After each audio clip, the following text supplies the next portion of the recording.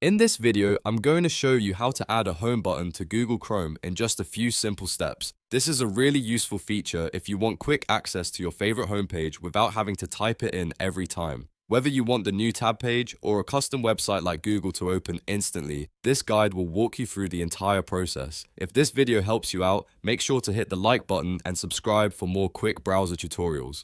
Alright, let's jump right in. First, open Google Chrome on your computer. Once Chrome is open, look to the top right corner of the browser window and click the three dots menu. This opens the main Chrome menu where you'll find several browser settings and tools. From that menu, click on Settings. This will take you to the Chrome settings page where you can customize how the browser looks and behaves. On the left side of the settings page, you'll see a menu with different categories. Click on Appearance. This section controls Chrome toolbar options, including the Home button. Now look for the option that says Show Home button. You'll want to turn this on by switching the toggle to the enabled position. As soon as you do that, the home icon should appear near the address bar at the top of Chrome. After that, Chrome will give you two choices for what the home button should open. You can choose the new tab page if you want a clean Chrome start page every time, or you can choose to enter a custom web address. If you want a specific website to open, click the custom option and type in the URL. For example, you could enter https://www.google.com if you want Google to load when you click the home button.